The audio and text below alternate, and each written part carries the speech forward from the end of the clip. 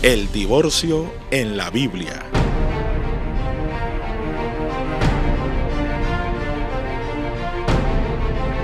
¿Dios en la Biblia prohíbe el divorcio? ¿Dios en la Biblia prohíbe el recasamiento? Miremos lo que enseña la Biblia en cuanto al divorcio. Deuteronomios capítulo 24 nos dice, así en la Reina Valera de 1960: Cuando alguno tomare mujer y se casare con ella, si no le agradare por haberle hallado en ella alguna cosa indecente, le escribirá carta de divorcio y se la entregará en su mano y la despedirá de su casa, y salida de su casa podrá irse a casar con otro hombre.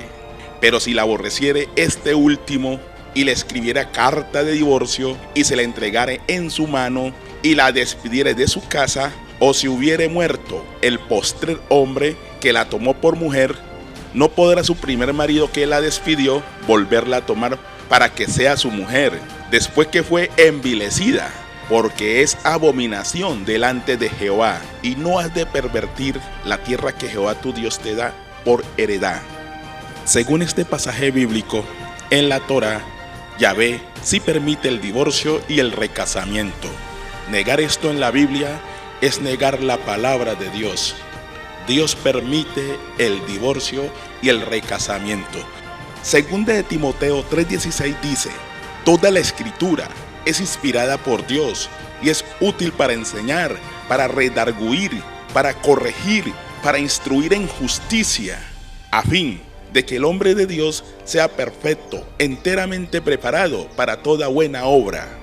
Entonces aquí estamos mirando que las escrituras es el manual que nos enseña si Dios permite el divorcio, sí o no, y estamos mirando que Dios sí permite divorcio y sí permite recasamiento. Sigamos mirando.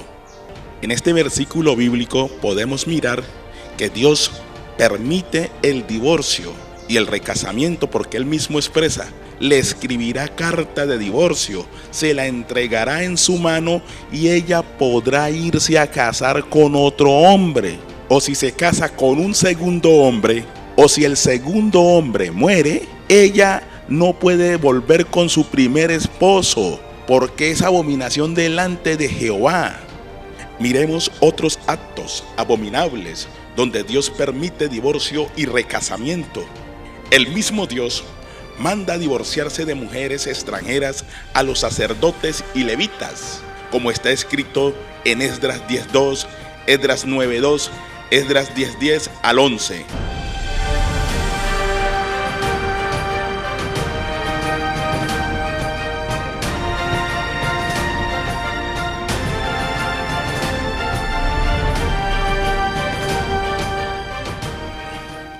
Ahora miraremos el libro de Esdras, capítulo 9, versículo 1 en adelante. Estamos mirando la oración de confesión de Esdras por su pueblo. Acabadas estas cosas, los príncipes vinieron a mí, diciendo: el pueblo de Israel y los sacerdotes y levitas no se han separado de los pueblos de la tierra, de los cananeos, heteos, fereceos, jebeseos, amonitas, moabitas, egipcios y amorreos, y hacen conforme a sus abominaciones, porque han tomado de las hijas de ellos para sí y para sus hijos, y el linaje santo ha sido mezclado con los pueblos de la tierra, y la mano de los príncipes y de los gobernadores han sido la primera en cometer este pecado. Esdras exhorta al pueblo de Israel por un gran pecado que habían cometido. Ellos se habían casado con mujeres extranjeras de los pueblos, y eso estaba prohibido, casarse con mujeres extranjeras. Ahora miraremos Esdras 10, versículo 2. Entonces respondió Zacanías, hijo de Geniel, de los hijos de Elán, y dijo a Esdras: nosotros hemos pecado contra nuestro Dios, pues tomamos mujeres extranjeras de los pueblos de la tierra, mas a pesar de esto aún hay esperanza para Israel. Ahora pues, hagamos un pacto con nuestro Dios, que despediremos a todas las mujeres y a los nacidos de ellas, según el consejo de mi Señor, y de los que temen el mandamiento de nuestro Dios, y hágase conforme a la ley. Ahora miraremos Esdras 10:10. Y se levantó el sacerdote Esdras y les dijo: vosotros habéis pecado por cuanto tomasteis mujeres extranjeras, añadiendo así sobre el pecado de Israel.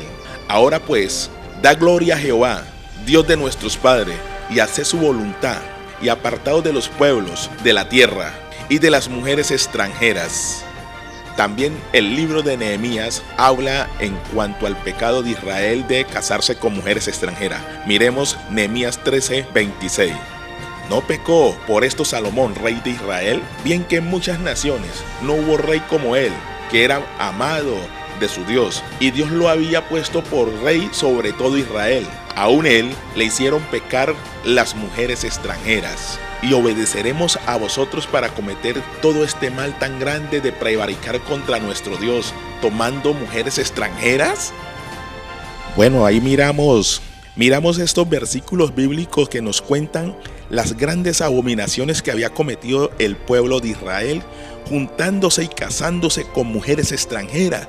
Y Dios manda a que estas mujeres extranjeras sean echadas con sus hijos. Estas mujeres moabitas y todas estas mujeres extranjeras adoraban a sus ídolos paganos. Imagínense, ¿no? Un israelita dándole honra y gloria a Dios y ella dándole honra a su Dios pagano. Por eso Dios manda a los sacerdotes y levitas que se separen de estas mujeres con sus hijos y las echen. Aquí hubo un divorcio. Dios manda que se divorcien de esas mujeres y que echen a esas mujeres extranjeras y que tomen para sí mujeres del pueblo de Israel para que adoren al Dios de Israel. Entonces aquí miramos claramente que Dios permite divorcio y recasamiento, porque les dice: echen esas mujeres y a sus hijos, y ahora sí vengan a adorarme y restáurense y consigan para sí mujeres del pueblo de Israel, mujeres santas, Kadosh. Entonces, los que dicen que Dios no permite divorcio están fuera de las escrituras, no conocen las escrituras, son unos indoctos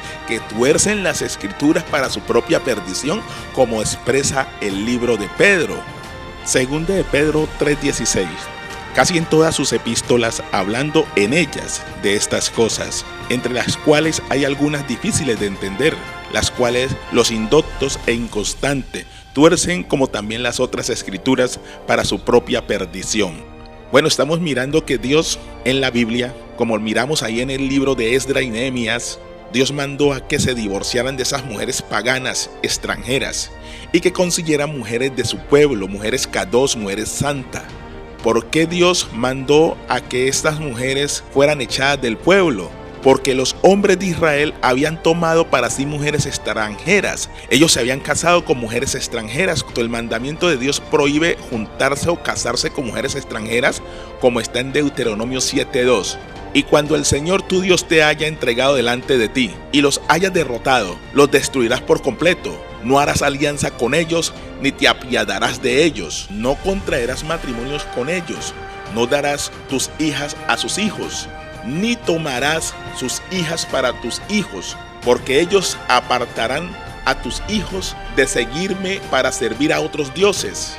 Entonces la ira del Señor se encenderá contra ti, y Él pronto te destruirá, como está en Deuteronomio 7:3. Versículo 4. Porque ellos apartarán a tus hijos de seguirme para servir a otros dioses. Entonces la ira del Señor se encenderá contra ti, y Él pronto te destruirá, dice el Eterno. Entonces, como miramos en estos versículos donde está la ley, los sacerdotes y los levitas se habían casado con mujeres extranjeras. Estas mujeres extranjeras rendían culto a otros dioses. El culto a estos dioses era matar niños. Esto era abominable, esto era abominación delante del Eterno.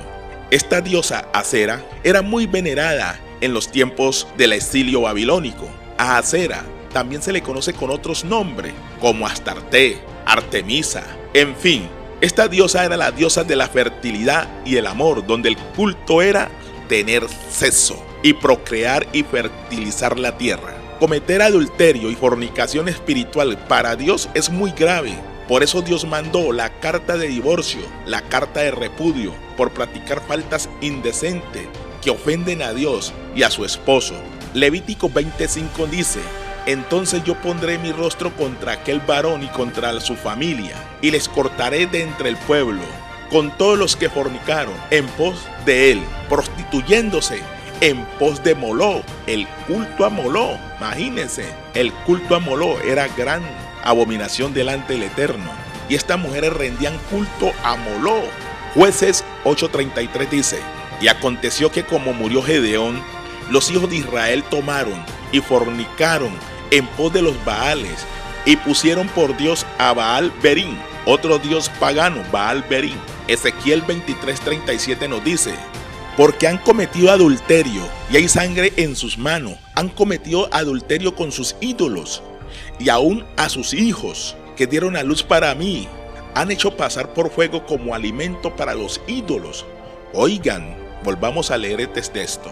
Porque han cometido adulterio y hay sangre en sus manos, han cometido adulterio con sus ídolos, y aún a sus hijos que dieron a luz para mí, han hecho pasar por fuego como alimento para los ídolos. Quemaban a los niños. O sea que en el libro de Ezequiel nos narra cómo los israelitas quemaban a sus niños haciéndolo pasar por fuego. Los israelitas hacían pasar por fuego a sus niños para sus ídolos como alimento. Esto era despiadado, esto era abominable, esto era abominación delante del Eterno. Hacer pasar un niño por fuego, quemar un niño, darlo en sacrificio a Moló, a Cera, a Astarte, a Baal, a todos estos ídolos paganos. Esto era abominación. Por eso Dios mandaba que se divorciaran de esas mujeres que tenían estos cultos. El divorcio en la Biblia se da por faltas abominables como adoración de ídolos o cosas indecentes que den de qué hablar al varón si la mujer tiene cosas indecentes. Si una esposa adoraba un ídolo, eso daba para divorcio, como relata Esdras y Nehemías. Dios, por estas prácticas abominables, permitía el divorcio.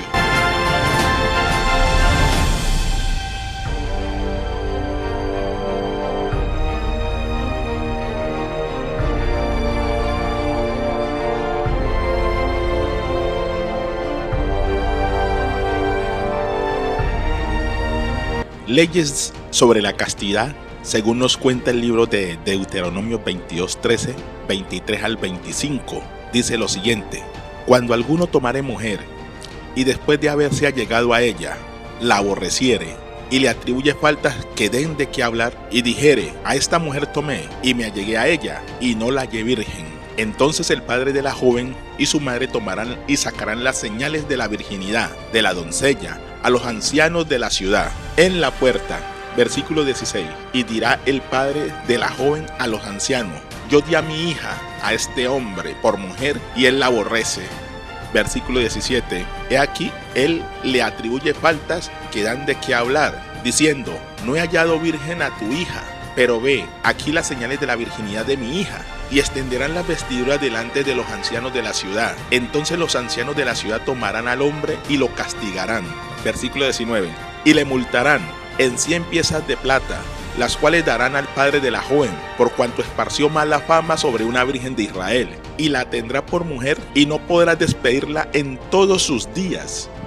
Versículo 20: si resultare ser verdad que no se halló virgen en la joven, entonces la sacarán a la puerta de la casa de su padre, y la apedrearán los hombres de la ciudad, y morirá, por cuanto hizo vileza en Israel, fornicando en casa de su padre. Así quitarás el mal en medio de ti. Versículo 22: si fuere sorprendido alguno acostado con una mujer casada con su marido, ambos morirán, el hombre que se acostó con la mujer y la mujer también. Así quitarás el mal de Israel. Deuteronomio 22:22.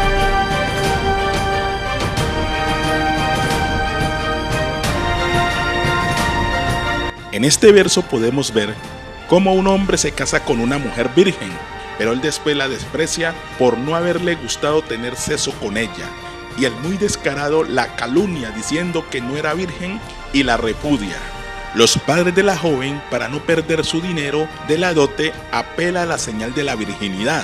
Esto era unas sábanas blancas que se ponían el día de la boda, cuando iban a tener relaciones sexuales, cuando iban a tener sexo. Si las sábanas estaban manchadas con sangre, eso indicaba que la joven era virgen. Pero si ella no era virgen, moría, porque había fornicado en la casa de su padre. Pero si un hombre la calumniaba a ella después de haberse casado y tener sexo con ella, diciendo que no era virgen, él pagaba una alta suma de dinero de multa y después era castigado por difamar a una doncella de Israel. Versículo 22. Si fuere sorprendido alguno acostado con una mujer casada con su marido, ambos morirán. El hombre que se acostó con la mujer y la mujer también. Así quitarás el mal de Israel. Deuteronomio 22:22. Los fariseos del tiempo de Jesús quisieron entramparlo, lo quisieron hacer caer para enjuiciarlo, apelando a un tema controversial de la época entre las dos escuelas fariseas que se encontraban en esa época, la escuela de Hillel y la escuela de Shammai. Ahora miremos la enseñanza de Jesús en cuanto al divorcio. Jesús enseña sobre el divorcio. Vamos a ver el libro de Marcos capítulo 10. Esta cita también se encuentra en Mateo 19, del 1 al 12, y en Lucas del 16 al 18. Lo vamos a leer aquí en el libro de Marcos capítulo 10. Capítulo 10. Levantándose de allí, vino a la región de Judea y al otro lado del Jordán, y volvió el pueblo a juntarse a él, y de nuevo les enseñaba como solía. Y se acercaron los fariseos y le preguntaron para tentarle si era lícito al marido repudiar a su mujer. Él respondiendo les dijo: ¿Qué os mandó Moisés? Ellos dijeron: Moisés permitió dar carta de divorcio y repudiarla. Y respondiendo Jesús les dijo: Por la dureza de vuestro corazón os escribió este mandamiento, pero al principio de la creación, varón y hembra los hizo Dios. Por esto dejará el hombre a su padre y a su madre, y se unirá a su mujer, y los dos serán una sola carne. Así que no son ya más dos, sino uno. Por tanto, lo que Dios juntó, no lo separe el hombre. En casa volvieron los discípulos a preguntarle de lo mismo, y les dijo: Cualquiera que repudia a su mujer y se casa con otra, comete adulterio contra ella. Y si la mujer repudia a su marido y se casa con otro, comete adulterio. Vemos el testimonio de Marcos que nos cuenta sobre el divorcio, donde nos dice que cualquier hombre que se divorcia de su mujer y se casa con otra, comete adulterio. O si una mujer se divorcia de su esposo y se casa con otro, comete adulterio. Aparentemente, con este pasaje de Marcos capítulo 10, no se puede una persona divorciar, porque a muchos se nos olvida que debemos examinar toda la Biblia y los otros testimonios de los otros apóstoles. Miremos el testimonio de otro apóstol que nos cuenta con exactitud lo que dijo Jesús. En este otro evangelio de Mateo, Mateo da unos detalles que no se nos puede escapar sobre el matrimonio y divorcio. A Marcos se le olvidó un detalle que no se le olvidó a Mateo. Miremos el detalle que no se le olvidó a Mateo y lo examinaremos en cuanto al divorcio. Capítulo 19. Aconteció que cuando Jesús terminó estas palabras, se alejó de Galilea y fue a las regiones de Judea al otro lado del Jordán. Y le siguieron grandes multitudes y los sanó allí.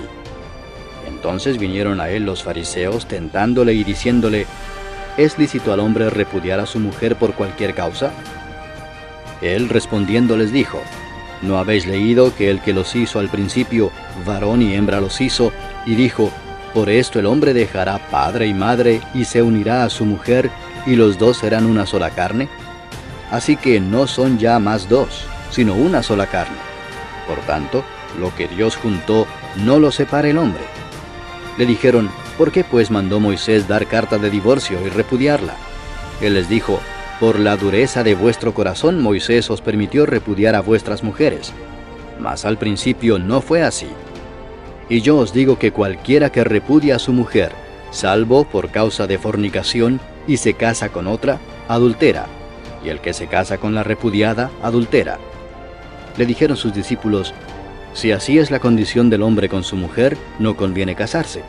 Miramos claramente que Mateo no se le pasó por alto algo que no menciona el libro de Marcos en cuanto al divorcio.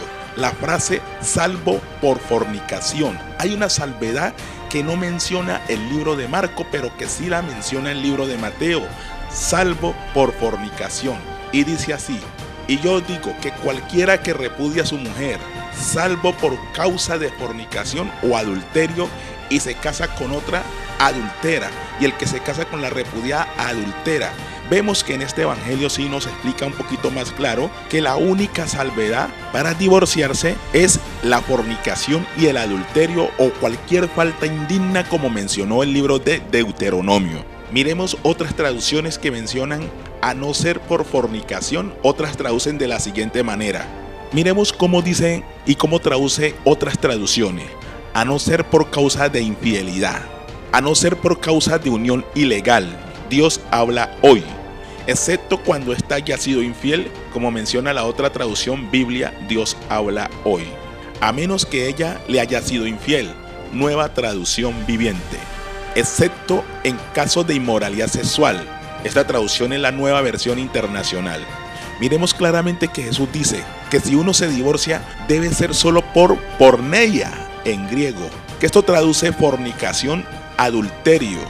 Esta frase en griego significa lo siguiente: adulterio, fornicación, prostitución, incesto, idolatría, lujuria ilícita.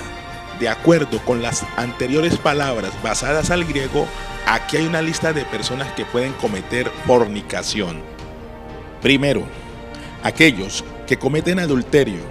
El acto de adulterio es entonces un acto de fornicación. Segundo, aquellos que cometen incesto. ¿Pueden solamente las personas solteras cometer incesto? Si un hombre tiene relaciones con su hija, eso es incesto y por lo tanto es fornicación.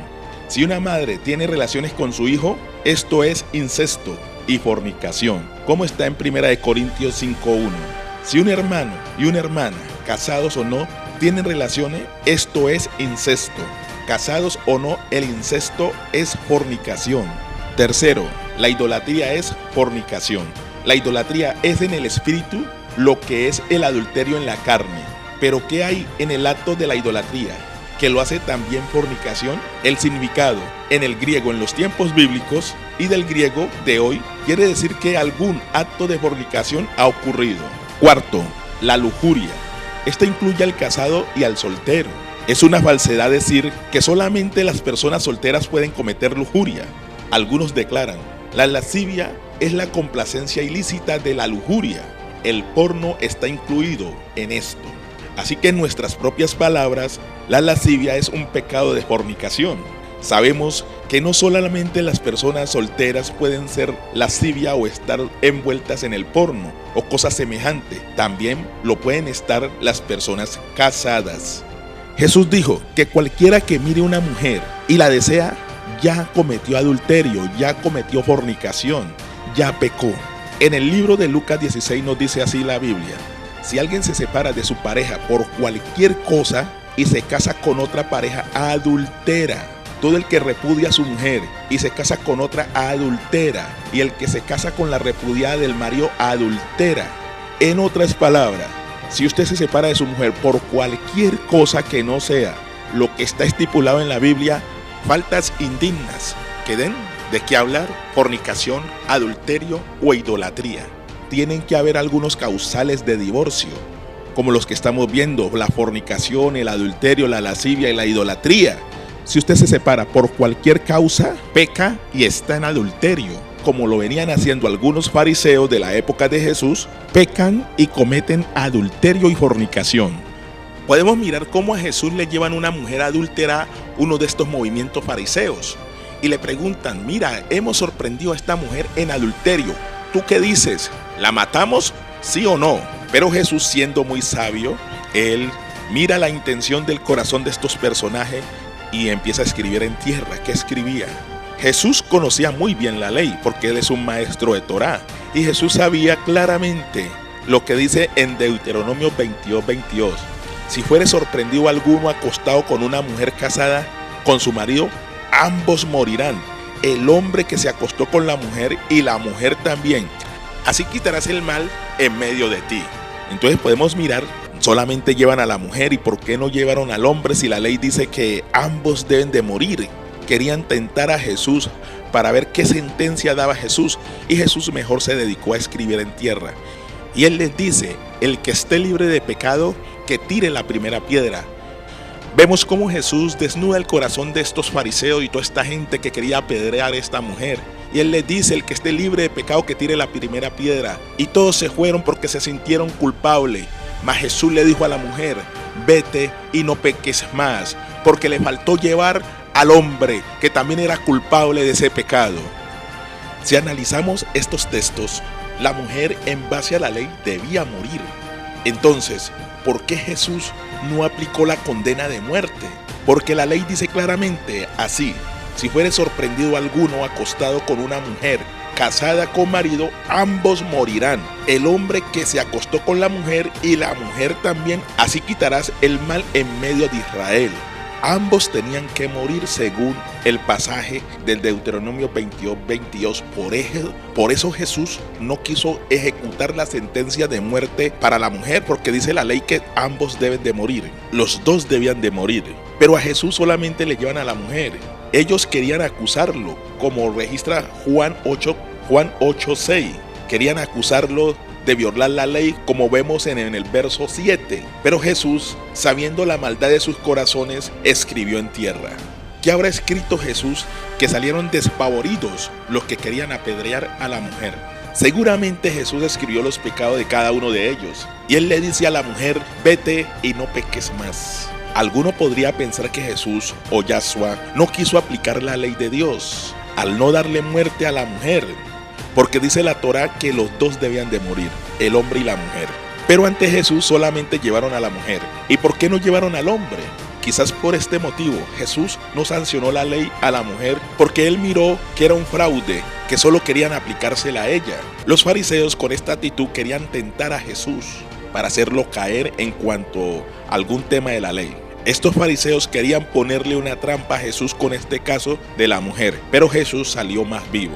No se dejó tentar. Jesús no aplicó la ley en cuanto a la mujer, pero sí les recrimina a los fariseos en Marcos capítulo 7, que ellos violaban el mandamiento de Dios por su tradición. Estos fariseos tenían mandamientos humanos, mandamientos de hombres, y ellos violaban la palabra de Dios por la tradición. Por su tradición era más importante que los mandamientos de Dios. Por eso Jesús les dice: bien profetizó de vosotros Isaías, y les dice: hipócritas, este pueblo de labio me honra, mas su corazón está lejos de mí, pues en vano me honran, enseñando como doctrinas mandamientos de hombres. Porque dejando el mandamiento de Dios os aferréis a las tradiciones de los hombres, los lavamientos de los jarros y de los vasos de beber, y hacéis otras muchas cosas semejantes. Les decía también: bien invalidáis el mandamiento de Dios para guardar vuestra tradición. Porque Moisés dijo: honra a tu padre y a tu madre, y el que maldiga a la madre o al padre debe morir irremisiblemente. Pero vosotros decís: basta que digan al hombre o al padre o a la madre es corban. Esto quiere decir que le traigan, que lleven una ofrenda y todo quedó saneado. La ley decía claramente que los dos debían de morir. La ley de Moisés decía claramente que el hombre y la mujer debían de morir por acostarse, por adulterio. Acá en Marcos capítulo 7 vemos cómo ellos transgreden la ley, porque dice: Moisés dijo: honra a tu padre y a tu madre. Y ellos cambiaron ese mandamiento, el concepto, por su tradición. Solamente decían: no, traigan una ofrenda y todo quedó saneado. Pero Jesús dijo claramente que el maldiga al padre o a la madre debe morir irremisiblemente. Pero ellos no aplicaron esta sentencia, esta ley. Está en la ley de Moisés, así como la ley del divorcio. Hay veces la aplicaban para su conveniencia. Por eso Jesús les dice: hipócrita. En este caso, los fariseos eran unos hipócritas que cambiaban la palabra de Dios por sus tradiciones de hombres. Dios dijo que si alguno maldecía a la madre o al padre, debían morir lapidados. Pero ellos torcieron este mandamiento por dinero y no aplicaron la sentencia de muerte. Pero en el caso de la mujer adúltera, sí aplicaron la sentencia de muerte, pero a medias, porque tenían que llevar también al tipo, tenían que llevar al hombre. Ellos solamente querían probar a Jesús para ver qué Jesús iba a decir. Estos rabinos siempre queriendo probar a Jesús para ver qué dice él como rabino y maestro de las doctrinas que se discutían en el tiempo de Jesús, en su tiempo. En ese tiempo habían dos escuelas rabínicas que se disputaban quién tenía la razón. Una escuela afirmaba que el hombre se podía divorciar por cualquier causa, y la otra escuela decía que no, que tenía que ser de acuerdo a cómo está en la Torá, de acuerdo a cómo está la ley. Ahora vamos a estudiar lo que pensaba la escuela de Hillel y la escuela de Shammai. Dos escuelas que se disputaban quién tenía la razón en el tiempo de Jesús, y Jesús aparece en esta escena, y por eso algunos fariseos le preguntan, ¿es lícito? Como queriéndolo tentar para ver qué él dice, porque había una confrontación entre las dos escuelas. Una escuela decía que se podía divorciar por cualquier causa o por cualquier cosa, mientras que la otra escuela decía que no, que tenía que ser ajustado a lo que dicen las escrituras. Ese era el conflicto en el tiempo de Jesús, para ver cuál de las dos escuelas tenía la razón, Hillel o Shammai.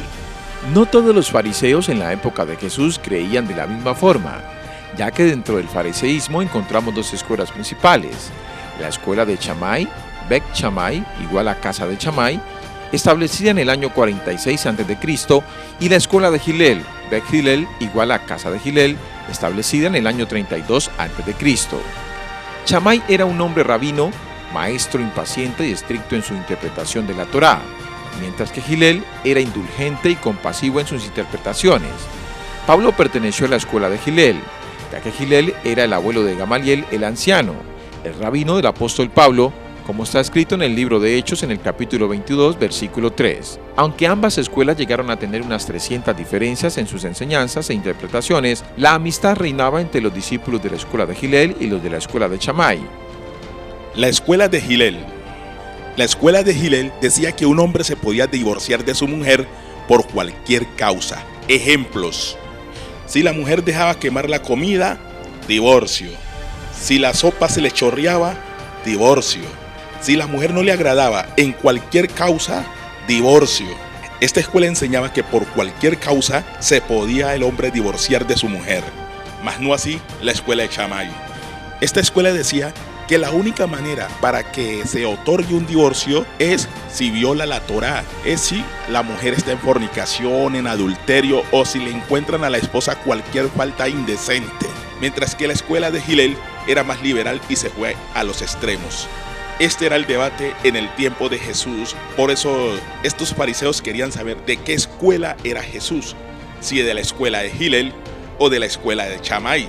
Pero le preguntan, ¿es lícito repudiar a su mujer por cualquier causa? Esta fue la pregunta de uno de estos movimientos religiosos de la época, mas Jesús apeló también a las escrituras.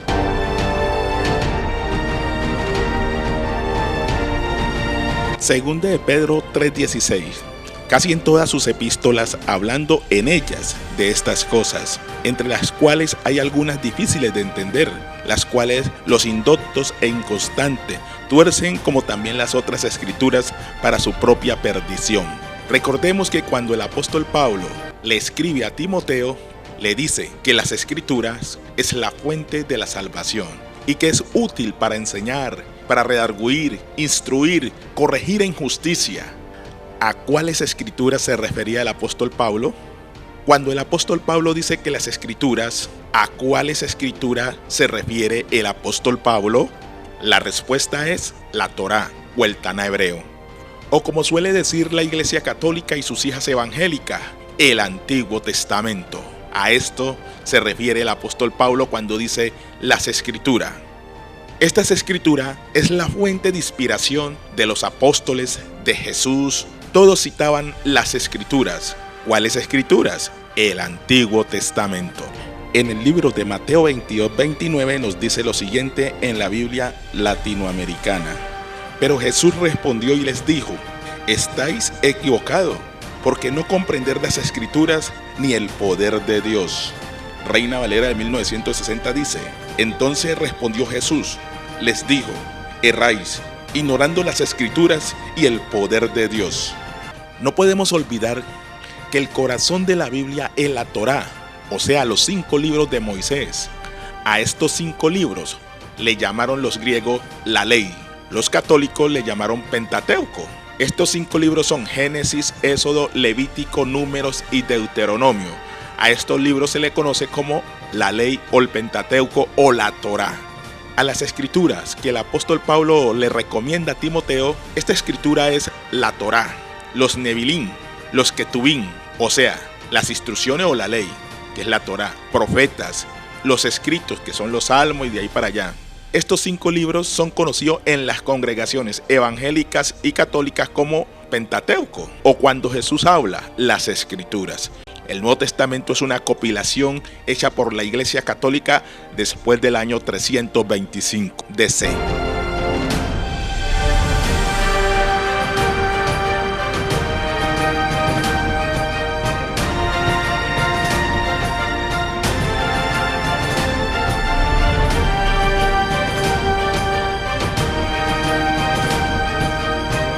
Capítulo 7. ¿Acaso ignoráis, hermanos, pues hablo con los que conocen la ley, que la ley se enseñorea del hombre entre tanto que éste vive? Porque la mujer casada está sujeta por la ley al marido mientras éste vive, pero si el marido muere, ella queda libre de la ley del marido. Así que, si en vida del marido se uniere a otro varón, será llamada adúltera, pero si su marido muriere, es libre de esa ley, de tal manera que si se uniere a otro marido, no será adúltera. Así también vosotros, hermanos míos, habéis muerto a la ley mediante el cuerpo de Cristo, para que seáis de otro, del que resucitó de los muertos, a fin de que llevemos fruto para Dios. El apóstol Pablo toma una analogía del matrimonio.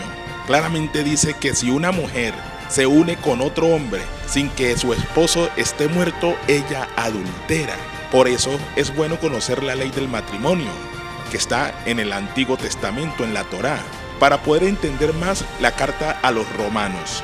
Por eso el apóstol Pablo empieza diciendo: hablo con los que conocen la Torá, hablo con los que conocen la ley.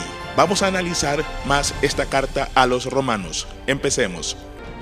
Comencemos con Romanos 7, donde leemos que la mujer está sujeta al esposo mientras éste vive.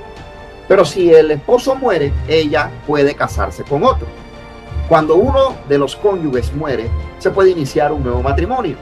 Esto es importante, pues creemos que esta disposición incluye más que la muerte física. Ya hemos hablado del hecho de que en la Biblia la muerte espiritual es tan verdadera como la muerte física.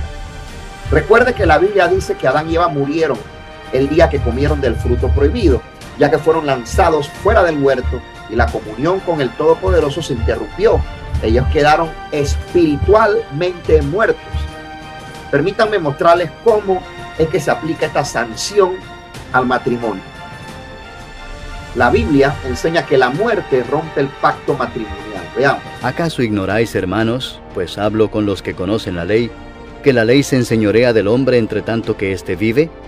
Este principio nos ayuda a entender el asunto del divorcio, ya que, hablando en términos bíblicos, el divorcio siempre gira alrededor de una pregunta: ¿la persona de la que usted piensa divorciarse está viva o está muerta? Todo se reduce a esto. Si su cónyuge todavía vive, es claro que usted sigue casado. Si ha muerto, usted está en libertad de casarse con otra persona. Es probable que piense que acabo de afirmar algo que en sí es demasiado obvio.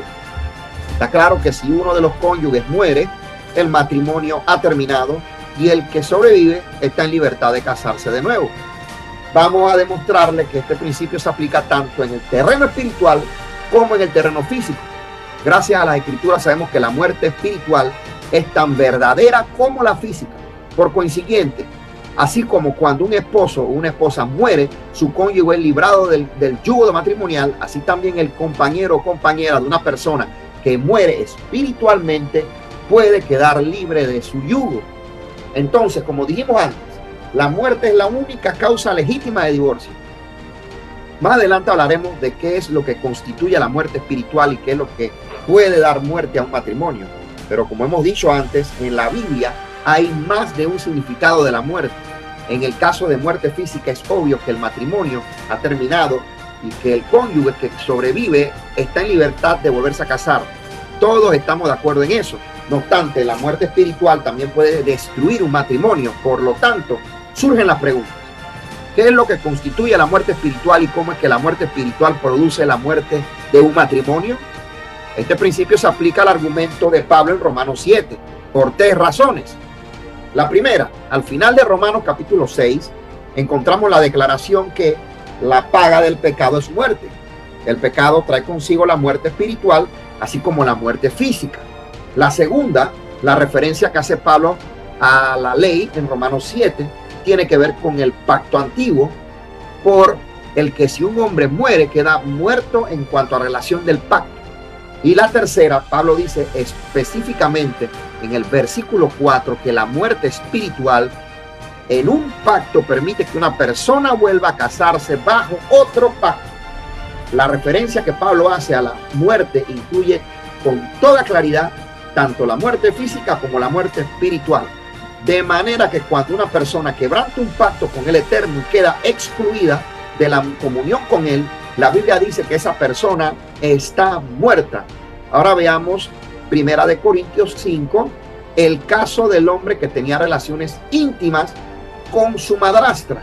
De cierto se oye que hay entre vosotros fornicación, y tal fornicación cual ni aun se nombra entre los gentiles, tanto que alguno tiene la mujer de su padre. Y vosotros estáis envanecidos, ¿no debierais más bien haberos lamentado para que fuese quitado de en medio de vosotros el que cometió tal acción? Ciertamente yo, como ausente en cuerpo, pero presente en espíritu, ya como presente he juzgado al que tal cosa ha hecho.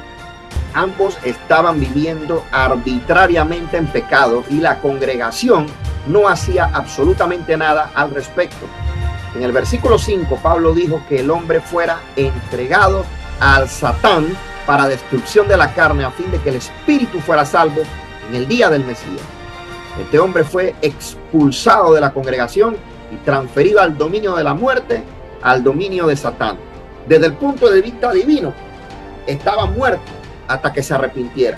Una vez más observamos la medida que se tomó sin dilación ante la inmoralidad.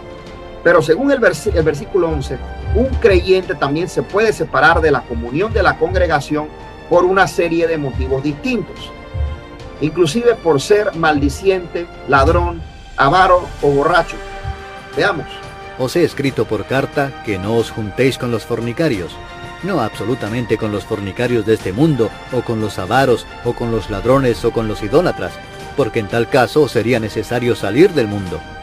Más bien os escribí que no os juntéis con ninguno que, llamándose hermano, fuere fornicario, o avaro, o idólatra, o maldiciente, o borracho, o ladrón. Con el tal ni aun comáis. Esta persona se debería considerar como muerta espiritualmente, a menos que se arrepienta.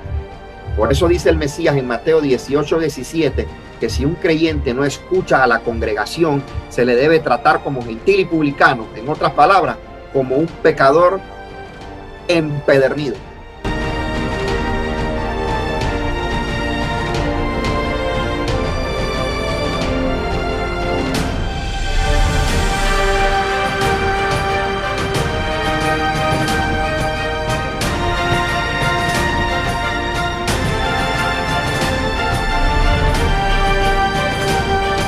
Lo que Pablo escribe es palabra del Eterno, palabra de autoridad.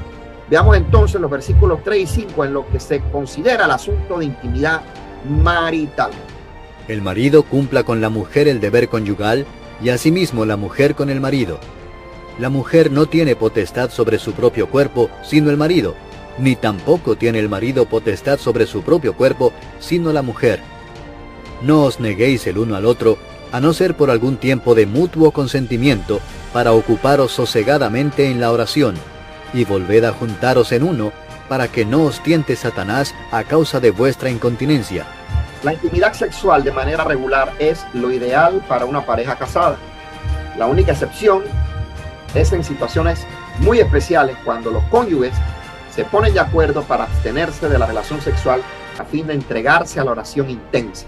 Pero Pablo dice que esta abstinencia debe ser por tiempo limitado. Ahora bien, cualquier persona casada sabe que no se puede tener intimidad en forma habitual si los dos cónyuges no se llevan bien, si se irritan el uno al otro. Pero la incompatibilidad no es causal de divorcio. Pero a los que están unidos en matrimonio, mando no yo sino el Señor, que la mujer no se separe del marido, y si se separa, quédese sin casar, o reconcíliese con su marido, y que el marido no abandone a su mujer. Si hay diferencias irreconciliables en un matrimonio y se produce una separación, cada cónyuge no se debe volver a casar. ¿Por qué? Porque todavía están casados el uno con el otro. No obstante, notemos que la meta es reconciliarse uno con otro. no permitir que la separación sea permanente por medio de un divorcio que tenga por objeto liberar a una persona para que se case con otra. Notemos también que en el ejemplo de Pablo, el compañero de la mujer que se separa sigue siendo su esposo. Si un cónyuge se divorcia por diferencias irreconciliables, la única manera para que el Todopoderoso no diga que esa persona es adúltera o un adúltero es si ella o él se queda sin casar. El Eterno todavía reconoce el pacto original. Las diferencias irreconciliables pueden conducir a la separación, pero en ese caso las únicas alternativas que el Eterno presenta son quedarse sin casar o reconciliarse. En caso de abandono, Pablo presenta otra opción. Una vez más, Pablo comienza con el ejemplo de los casos cuando uno de los cónyuges no es creyente. Si esa persona consiente en seguir casado, que siga viviendo con su pareja, ya que entonces el cónyuge, que si es creyente, se convierte en evangelista. Veamos. Y a los demás yo digo, no el Señor, si algún hermano tiene mujer que no sea creyente, y ella consiente en vivir con él, no la abandone. Y si una mujer tiene marido que no sea creyente, y él consiente en vivir con ella, no lo abandone. Porque el marido incrédulo es santificado en la mujer, y la mujer incrédula en el marido. Pues de otra manera vuestros hijos serían inmundos, mientras que ahora son santos. Pero si el incrédulo se separa, sepárese, pues no está el hermano o la hermana sujeto a servidumbre en semejante caso, sino que a paz nos llamó Dios. Si se encuentra en esta situación, su tarea es ganar a su cónyuge para el Mesías. Hay multitud de ilustraciones de mujeres piadosas que con el tiempo han ganado a sus esposos para el Mesías. Si el cónyuge que no es creyente se separa, el creyente no está sujeto a servidumbre en semejante caso. Lo que interpreto es que quiere decir que el creyente es libre. El abandono puede tomar distintas formas. Puede ser abandonar el hogar físicamente o que uno de los cónyuges se niegue a desempeñar su papel en la relación íntima. Por otra parte, la Biblia dice que el creyente no tiene que tomar medidas extremas para mantenerse unido en matrimonio. Tenemos entonces dos causas legítimas para el divorcio: la inmoralidad y el abandono por un cónyuge que no es creyente. Esto resuelve algunos de los problemas, pero no todos. ¿Qué decimos del creyente que abandona su responsabilidad para su familia, aunque no haga sus maletas y se vaya? Quizás esté usando drogas o tenga el hábito del juego y la esposa no tiene dinero para comprar leche para los niños porque él se ha gastado el dinero en el juego, o se niega a trabajar para sostener a su familia, o maltrata a su esposa y a sus hijos.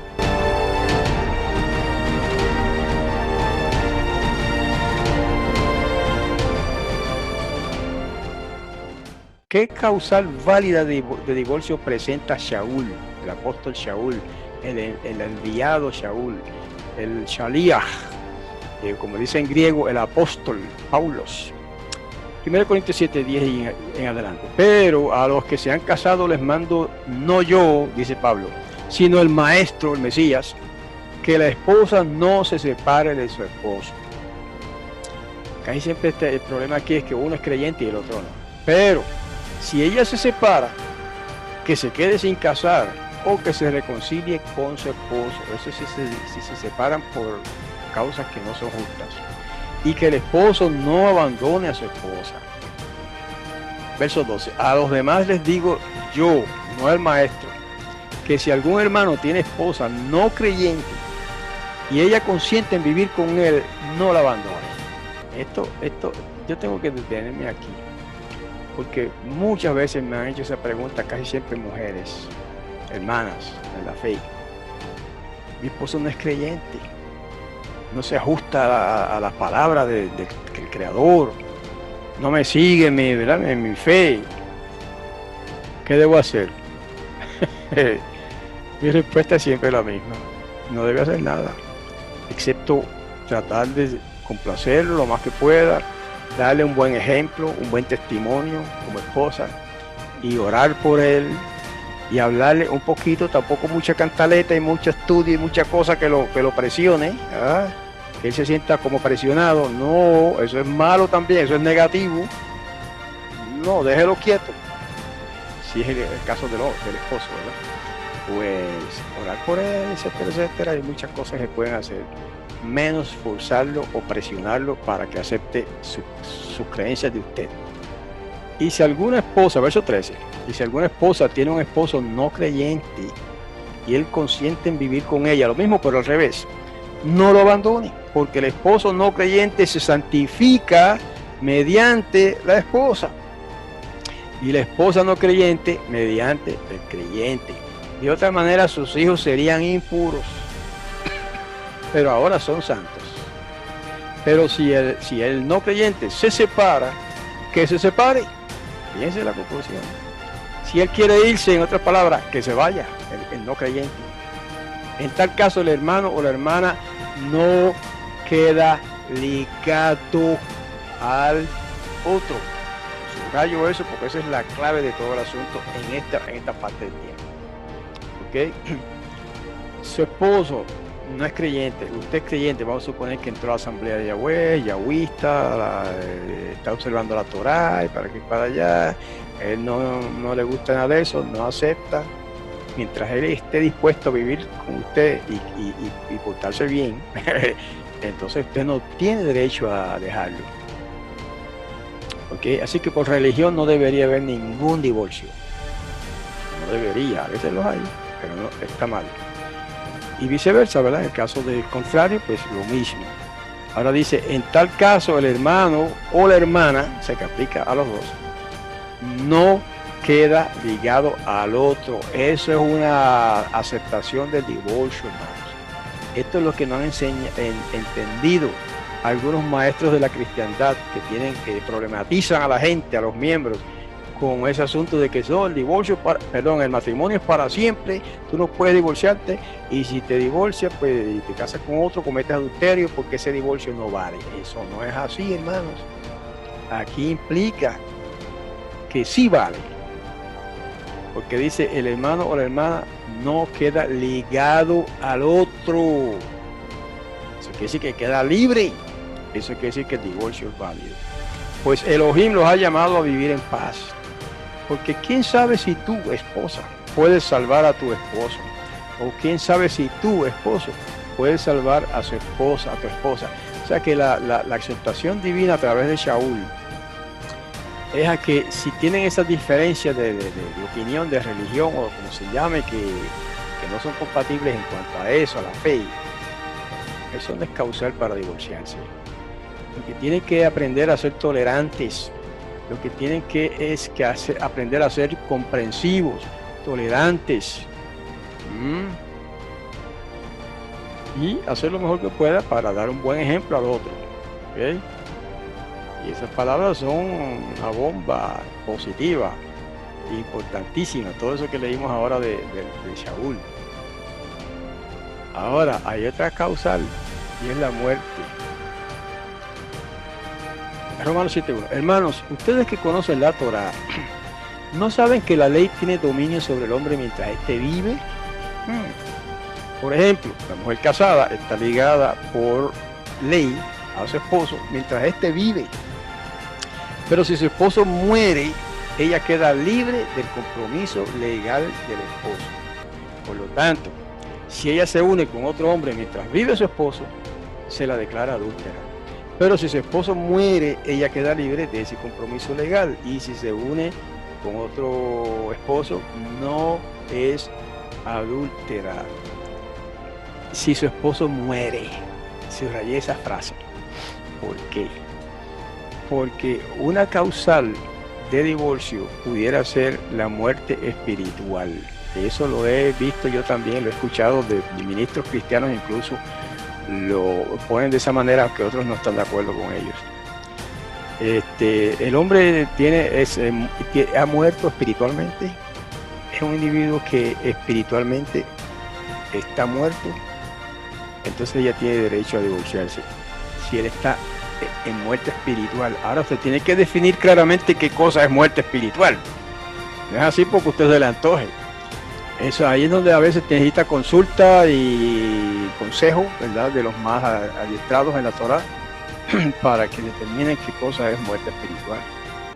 Quisiera pues que estuvieseis sin congoja, El soltero tiene cuidado de las cosas del Señor, de cómo agradar al Señor, pero el casado tiene cuidado de las cosas del mundo, de cómo agradar a su mujer. Hay asimismo diferencia entre la casada y la doncella. La doncella tiene cuidado de las cosas del Señor para ser santa así en cuerpo como en espíritu, pero la casada tiene cuidado de las cosas del mundo, de cómo agradar a su marido. Esto lo digo para vuestro provecho, no para tenderos lazo, sino para lo honesto y decente, y para que sin impedimento os acerquéis al Señor. Pero si alguno piensa que es impropio para su hija virgen que pase ya de edad, y es necesario que así sea, haga lo que quiera, no peca, que se case. Pero el que está firme en su corazón, sin tener necesidad, sino que es dueño de su propia voluntad, y ha resuelto en su corazón guardar a su hija virgen, bien hace. De manera que el que la da en casamiento hace bien, y el que no la da en casamiento hace mejor. La mujer casada está ligada por la ley mientras su marido vive, pero si su marido muriere, libre es para casarse con quien quiera, con tal que sea en el Señor. Pero a mi juicio, más dichosa será si se quedare así, y pienso que también yo tengo el espíritu.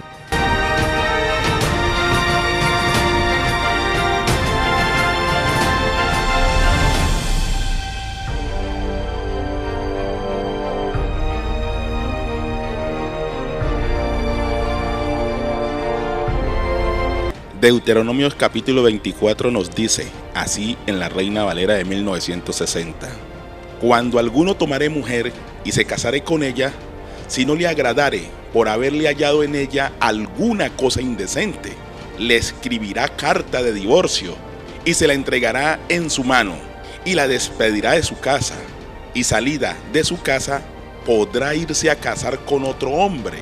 Pero si la aborreciere este último y le escribiera carta de divorcio y se la entregare en su mano y la despidiere de su casa, o si hubiere muerto el postrer hombre que la tomó por mujer, no podrá su primer marido que la despidió volverla a tomar para que sea su mujer, después que fue envilecida, porque es abominación delante de Jehová, y no has de pervertir la tierra que Jehová tu Dios te da por heredad.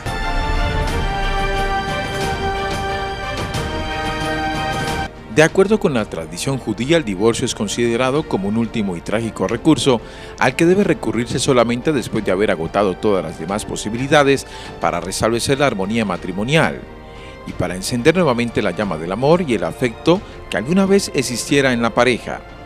Pero cuando se pierden todas las esperanzas y prevalece la amargura, las disputas continuas y la disensión, es mejor que la pareja se separe. En esa circunstancia, la Torá, el Pentateuco, permite que los lazos del matrimonio se disuelvan por medio del divorcio, porque la ley del divorcio se otorga en nombre de la paz, y a aquellas personas que se divorcian cuando deben, traen bien para sí y no mal. Un matrimonio consagrado por la ley judía, según la ley de Moisés y la de Israel, no puede disolverse salvo de acuerdo con la ley de Moisés e Israel. El procedimiento basado en preceptos bíblicos está estrictamente gobernado por la halajá. El divorcio era una costumbre establecida en la antigua Judea. Como otras culturas del cercano oriente, los judíos podían divorciarse y expulsar a su mujer del hogar. Al igual que otros códigos legales de la época, la Biblia no detallaba los procedimientos de divorcio, sino que determinaban brevemente dentro del contexto de la ley que se restringían los derechos del hombre para volverse a casar con la misma esposa. Cuando alguno tomare mujer y se casare con ella, si no le agradare por haber hallado en ella alguna cosa indecente, le escribirá una carta de divorcio y se la entregará en su mano y la despedirá de su casa. Y salida de su casa podrá ir y casarse con otro hombre. Pero si la aborreciere este último y la despide de su casa, no podrá su primer marido que la despidió volver a tomarla para que sea su mujer, según el libro de Deuteronomio en el capítulo 24, del versículo 1 al 4. La mujer no podía iniciar un proceso de divorcio, puesto que esta acción era derecho exclusivo del hombre, quien tenía que entregar a su esposa un acta de divorcio. Posteriormente, en la literatura talmúdica, los estudiosos judíos protegieron a la mujer mediante la institución del ketubá, o contrato matrimonial, a través del cual el hombre se veía obligado a pagar a su esposa una suma específica en el caso de que se divorciaran. Según un procedimiento, aunque la Torá permite el divorcio y estipula que pueda realizarse cuando la causa es la simple incompatibilidad entre los cónyuges, nunca debe ser llevado a cabo en forma arbitraria o apresurada. Para la ley judía, el divorcio es un acto exclusivo entre las partes del matrimonio. a diferencia de otros sistemas legales en los que la separación se deriva de un acuerdo en la corte. El proceso de divorcio debe ser controlado por un Beit Din, o tribunal rabínico compuesto por 3 rabinos competentes en las leyes de matrimonio o divorcio. Esta es la importancia que se le concede al divorcio, que la presencia de un rabino es requisito fundamental para llevarlo a cabo, a diferencia de la ceremonia de matrimonio en la que la presencia de un rabino es conveniente mas no indispensable. El personal requerido se completa con la presencia de un sofer, o escriba, y 2 testigos que no estén relacionados entre sí, ni tampoco con el marido o con la esposa. Existen varios tipos de divorcio. Por consentimiento mutuo. La ley judía presenta una marcada diferencia con muchos otros sistemas legales en que el simple consentimiento de las partes es condición suficiente para la disolución de un matrimonio. El divorcio debe ser otorgado y recibido en libre voluntad y no por temor, y si una de las partes se retracta y muestra un deseo de lograr armonía, la otra parte deberá continuar con sus obligaciones. Sin consentimiento. Cuando no hay acuerdo entre los cónyuges, la corte rabínica tiene que decidir si hay o no bases para obligar al marido a otorgar el divorcio a la mujer y la mujer a recibirlo. Motivos de divorcio. La mujer puede exigir el divorcio por diversas razones. Cuando el hombre tenga un defecto físico, una enfermedad peligrosa y contagiosa, o que sea impotente o estéril. Cuando el hombre no tenga una conducta adecuada con la mujer, por ejemplo, comete adulterio o se niega a mantenerla, la golpea o la insulta, le niega injustificadamente sus derechos conyugales o la obliga a transgredir la ley judía. Las condiciones en las que el hombre puede solicitar el divorcio son similares a las de la mujer. Defectos físicos en los que se incluye la epilepsia o esterilidad. Esta última se comprueba cuando durante 10 años la mujer no ha podido concebir. Conducta inmoral de la mujer que lleve a la interrupción de una vida familiar normal, o lo que lleve a transgredir la ley judía.